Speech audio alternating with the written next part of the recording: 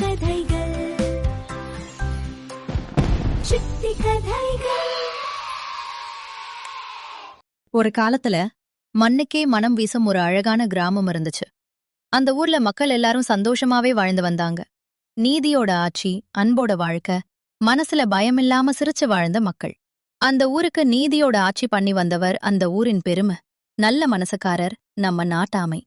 இந்த ஊரு எப்பவும் மகிழ்ச்சியாவே இருக்கணும். நான் மக்கள் பக்கம் நியாயமா இருந்தா இந்த ஊருக்கு கண்ணே வராது.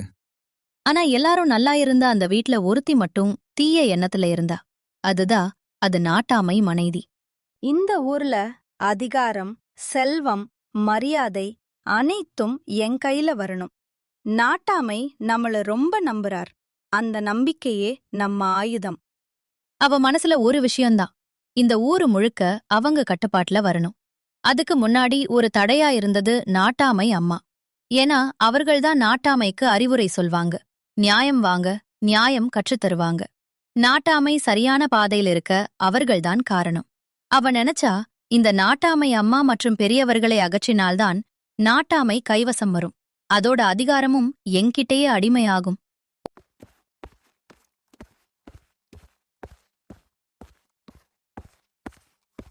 ஐயர், நீங்க நாட்டாமை கிட்ட வயதானவர்கள் எல்லாம் இறக்க வேணும். அப்படி இல்லையென்றால் இந்த கிராமம் வளம் பெறாது என்று சொல்ல வேண்டும். ஒரு நாள் திட்டம் முடிஞ்சு நேராக நாட்டாமை முன்னாடி போய் பேசினா. ஏங்க, இதெல்லாம் உங்களுக்கோ ஊருக்கோ நல்லதுக்காக தான். நம்ம ஊர் வளரணும்னா மூத்த பெரியவர்களை அகற்றணும். அதுதான் ஐயர் சொன்ன தீர்ப்பு. அது எப்படிரா சரி? அந்த பெரியவர்கள்ல என் அம்மாவும் இருக்காங்க. அவர்களை எப்படி விட்டு கொடுக்க முடியும்? ஊருக்கு நல்லதுக்காக கொஞ்சம் தியாகம் தேவை. செய்யலைனா ஊரே நசுங்கிடும். மனசுல ரொம்ப குழப்பமா இருந்தாலும் மனைவியின் வார்த்தை நம்பி நாட்டாமை ஒரு பெரிய தவறு செய்துவிட்டார். இனிமேல இருந்து இந்த ஊர்ல இருக்கும் வயதானவர்களை எல்லாம் அகற்றணும். உடனே நடைமுறைப்படுத்துங்க.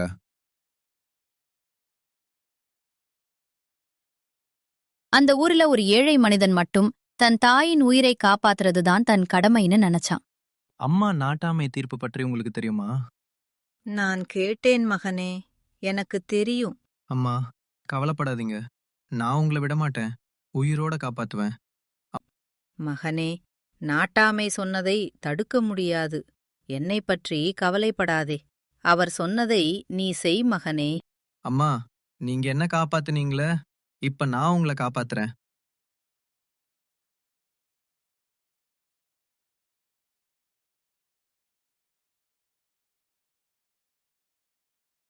அவன் தாய மலை மேல மறைச்சான்.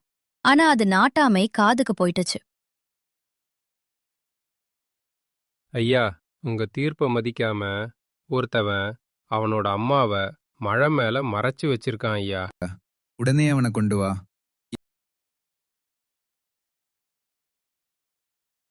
ஏழை மனிதன் நாட்டாமை முன்னாடி நிறுத்தப்பட்டான். என் உத்தரவை மீறினது எப்படி? என் அம்மா தான் என் உயிரு. அவரை எப்படி கொல்வேன்? நம்மள சின்ன வயசுல இருந்து கஷ்டப்பட்டு வளர்த்தாங்க ஐயா. அவங்களால எப்படி நம்ம கிராமம் வளமில்லாம போகும்? ஐயா, நீங்களே சொல்லுங்க. என்னைய மன்னிச்சிருங்க ஐயா. என்னால அவங்கள அந்த வார்த்தைகள் நாட்டாமை மனச கொலைச்சது. உண்மை தெரிஞ்சுக்க ஐயரை கூட்டினாரு. ஐயரே, நான் உங்களை முழுமையாக நம்புகிறேன். உண்மை சொல்லுங்கள். நீங்கள் என்னிடம் சொன்னது உண்மையா பொய்யா?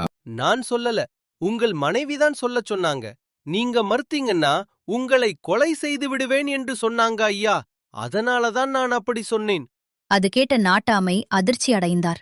கோபத்துல மனைவியை துரத்தினாரு. நீ என்னை ஏமாற்றின, இந்த ஊருக்கு தீங்க செய்த. இனிமேல் என் அருகே இருக்கக்கூடாது.